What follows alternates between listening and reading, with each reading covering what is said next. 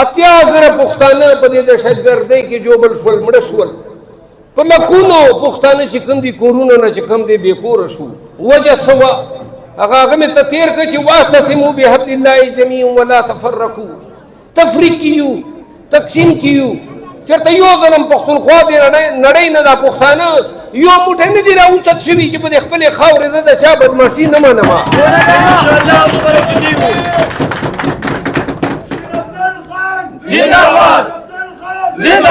نن وخت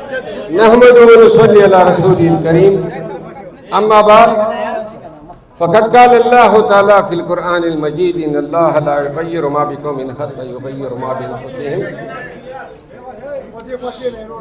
واعتصموا بحبل الله جميعا ولا تفرقوا. پښتو نه به خپل خبرو آغاز وکړم او څه خبرې به اردو کې کوم او عاطف علیم بھائی وویلا چې ډېر ټیم ونه اخله نو ټیم بیړه خو یې غرق کړه دا ده چې زه به کوشش کوم چې دا مطلب خبرې درته وړاندې کړم لږ خبرو ته غوږ ونیسئ داسې ده چې د دې خان د ریایي دپاره یا د پی ټي آی چې دا کم د الیکشن نه بعده 8 فروری نه بعده چې کم زمونږ سیاست دی کم سیاست کوو لګیا یو او کمې موږ باندې عملي کېږي او موږ کم رد عمل دی یا کمې پالیسۍ دي زه ترې مطمئن نه یم لکه چېرته خو مو به ګټه کړې وه موږ نه مینډیټ پټ کړ 9 فروری ته ضمني الیکشن یې رانه پټ کړل جنډا یا دا زمونږ نشان چې کوم و بیټ یې رانه پټ کړ زمونږ ایمنیز یې اغوا کړل خر شول زمونږ زنانه زمونږ لیډران لا تر اوسه پورې جیلو کې دي او خان کال نه زیات ټیم وشو داسې څه شی نشته چې موږ ولس ته ووایو چې بھائی پاکستانیانو خیر دی تاسو ته کروڑاو ووټونه مو راکړل او موږ دا توره درته وواله څه داسې شی نشته چې موږ فخر په وکړو ولس خو پاکستانیانو پښتنو خپل کار وکړو هغه ټیم کې دا خلک موږ سره اوچت شول چې د پی ټي آی نام اخیستل چې کوم د کوپر و دا عاطف علیم د ده په ویډینګ هال چې موږ کنونشن کړی و تاسو به یاد شي او د تاسو بلا کسان ارشد دلته ناست دی نوخار ور صفدر خان دی ناست دی چې د کومې ضلعې ته تللي یو نو داسې ظلم او جبر چا را سره کاوه دغو ایس پیګانو ډي آی جیګانو چې نن بیا هغه ښه ښه ځایونو کې ناست دي او دغه آی جي چې په 9 مئی کې موږ وال کسان دلته ووژل ننم آئی جی ناستے اگا چیف سیکٹری ناستے او مطلب دا دا چه منگا وائی چیارا دا تورموالا دا تورموالا بے شکا چه علی امین خان پا دا دینا مسائد آلاتو کے خپل کوشش او بس کئی لگیا دا چه دا پاٹے دا چلولو دا پارا یا احتجاج دا پارا سنسو او زر دا پا اخلاص کے شک نگڑا مارا خو زه دا درته وایم چې پارټۍ یو علي امین خان خو نه ده او پارټۍ چې په کومه ورځ علي امین خان باندې چاپه وشوه ډي چوک چې نو دا نور چېرته کورو کې جنازې پرتې وي چې وروتلی نه شوی زنداباد مروت اشاره کوا بیاي تماشا کوا مروت اشاره کوا بیاي تماشا کوا مروت اشاره کوا بیاي تماشا کوا کله الیکشن وشو دا قیادت بار راووت نو پښتنو تاسو وایم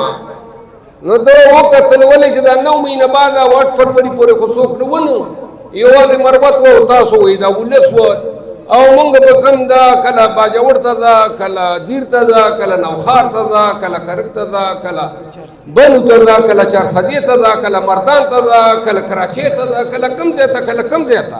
اوال مو خوړل ټکول مو خوړل دا تاسو را سره وایي ډلې به راباندې کېدې ټیر ګیسې وې نو چې کله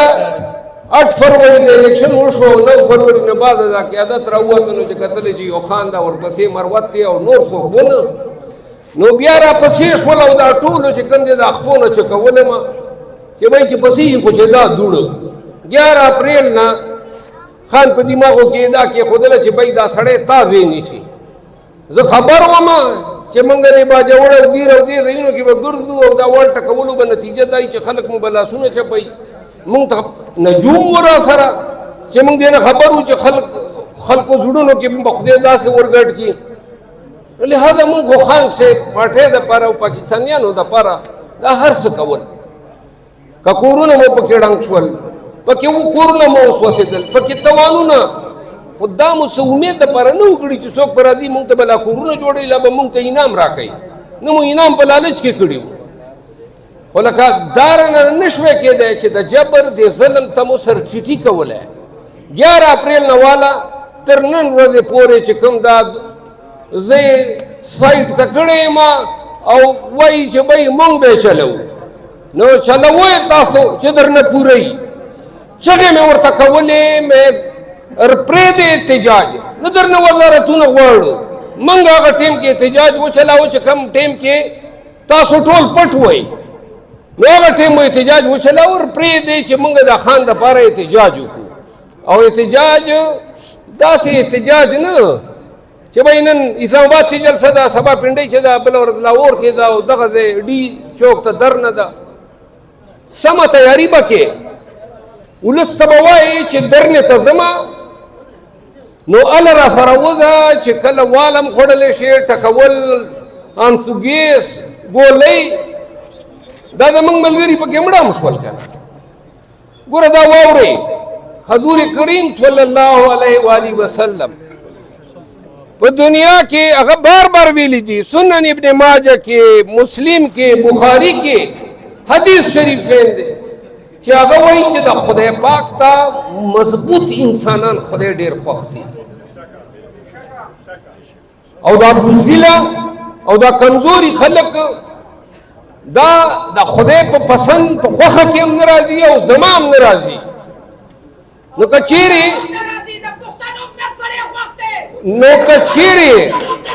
نو کچیری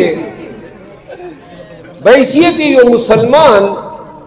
دا تاسو ټولو چا پلارونه به مړي کورو کې چا به نیکان مړي چا بچي مړه دي نو مرګ خو حق دی که نه بل داسې د دې نه څه هغه نشته لاره چې ته به دا ووایې چې یاره که د 80 کاله یا 100 کاله پاتې شمه نو مرګې به ایټال به کې خو چې کومه خدای تا ته رزق لیکلی دی هغه به پوره کې نو که چې دا د بحیثیت مسلمان او یو پښتون او څومره مرګونه مو وکتل او څومره دهشتګردۍ مو وکتې لکه موږ خو سترګې خلاصې دي نو لہذا دا یو ژوند چې دا کم خدای را کړی دی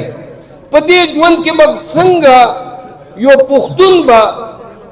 دې سره کمپرومایز کوي چې یاره که د کوتک نه مې ځان بچ کړو کېدی شي چې مړ نه شمه ظالمانو زمونږ د خاورې سره زمونږ د صوبې سره زمونږ د ولس سره څه نه وشول 80,000 پښتانه په دې دهشتګردۍ کې جوبل شول مړه شول په لکونو پښتانه چې کوم دي کورونه نه چې کوم دی بې کوره شو وجه څه وه هغه مې ته تېر کړه چې واعتصموا بحبل الله جمیعا ولا تفرقوا تفریق کیو تقسیم کیو چرته یو ځلم پښتونخوا دی نړۍ نه دا پښتانه یو موټی نه دي راوچت شوي چې په دې خپلې خاورې زه د چا بدماشي نه منمه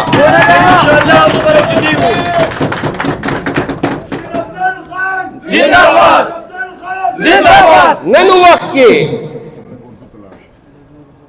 یہ ایک دو باتیں اردو میں کر رہے تھے آج کے وقت